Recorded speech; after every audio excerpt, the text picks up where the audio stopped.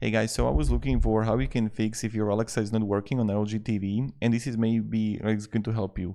So after doing the usual edit TV using basic version of the skill and going to Alexa app on TV, then go to the website alexamazon.com and navigate to Smart Home and then Devices.